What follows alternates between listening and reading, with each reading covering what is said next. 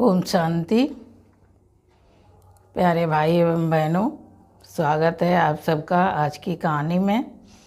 तो आज हम सुनेंगे कहानी कर्म और फल के विषय में कि हमारा भाग्य हमारा कर्मों के ही हिसाब से बनता है। जैसे कर्म हम करते वैसे ही हमारा भाग्य बनता है।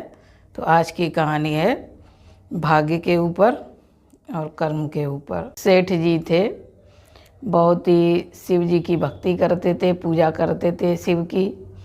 तो एक दिन वो शिव के मंदिर में गए पूजा करने के लिए, शिव के दर्शन के लिए। तो जूते बहुत महंगे पहने थे पैर में।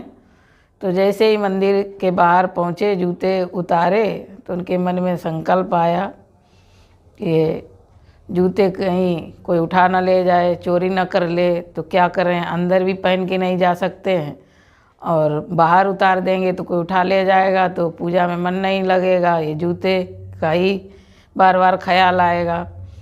तो इधर उधर देखा उन्होंने, एक भिखारी बैठा दिखा उनको।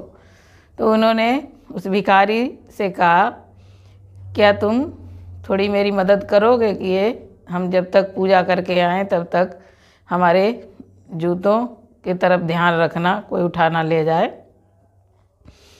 तो उसने हाँ बोल दिया कि हाँ देखे रहेंगे, ध्यान रखेंगे, आप जाइए पूजा करिए। तो सेठ जी जूते उतार के पूजा करने के लिए अंदर चले गए मंदिर में। तो पूजा करने के लिए बैठे, पूजा की, भगवान को ध्यान किया।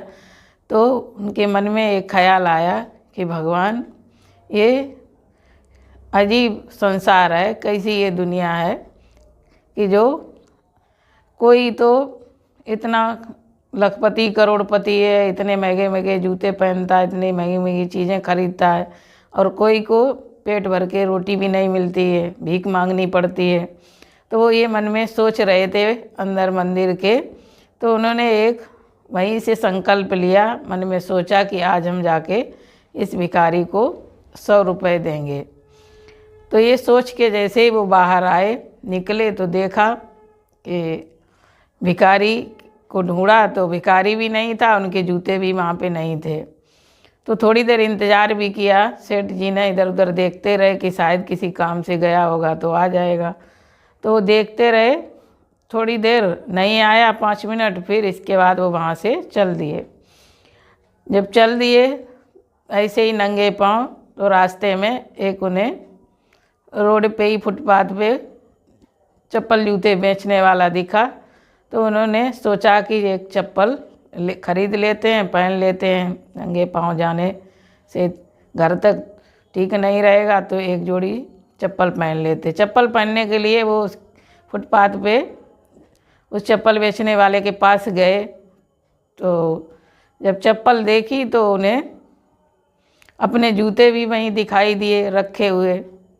जब जूते दिखाई दिए तो आश्चर्य में पड़ गए और उन्होंने बहुत ज़ोर दे के, दबाव दे के उस दुकान वाले से पूछा, जूते बेचने वाले से, कि ये जूते तुम्हारे पास कैसे आए हैं।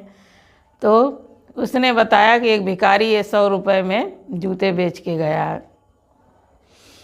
तो वो 1 मिनट तक सोच में पड़ गए सेठ जी, और सोचते रहे कि अजीब संसार है। और सोचने के बाद फिर वो मुस्कुराते वहाँ से चले गए।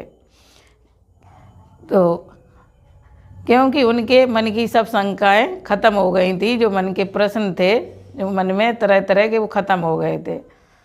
जो उन्होंने सोचा था कि ये मतलब तरह तरह से लोगों के भाग्य में और कर्म में ऐसा अंतर क्यों है, तो वो सोचते रहे। तो वही उनको उत्तर मिल गया कि आज की दुनिया में सब एक समान नहीं हो सकते हैं, सब में समानता नहीं हो सकती है। अगर सबके कर्मों में समानता आ जाए तो संसार में, समाज में सारी जितनी विषमताएं हैं, जितनी जो है तरह तरह की विकृतियाँ, वो ख़त्म हो जाएं।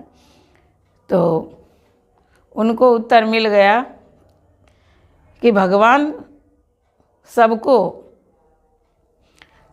कर्म के हिसाब से भाग्य देता है, निश्चित करता है किसको कब क्या मिलना है, किस समय मिलना है। तो लेकिन हम कैसे उसको प्राप्त करेंगे, वो मेरे कर्म पर निर्भर होता है। कि जिस तरह से भिखारी ने, उसको 100 रुपये उस दिन मिलने थे, तो उसने चोरी करके, जूते चुरा के बेच के 100 रुपये प्राप्त किए, तो लेकिन 100 रुपये उस दिन उसको मिलना निश्चित है। लेकिन उसके कर्मों का हिसाब अलग था कि जैसे अब कर्म अपने हैं, जो जिस कर्म से प्राप्त करता है उसका वैसा ही पाप और पुण्य बनता है। अपने अपने कर्मों के ही हिसाब से व्यक्ति को सुख दुख, जय पराजय, लोक परलोक, लाभ हानि सब प्राप्त होता है। इसमें भगवान को दोष नहीं देना चाहिए, इसमें भगवान का दोष नहीं है। हम अपने कर्मों अनुसार ही हम सुख और दुख को प्राप्त होते हैं, तरह तरह के हमको फल प्राप्त होते हैं कर्मों के ही। तो ये हमको समझ के चलना चाहिए कि जैसे कर्म हम करेंगे, जैसी मेरी सोच होगी, जैसे मेरे कर्म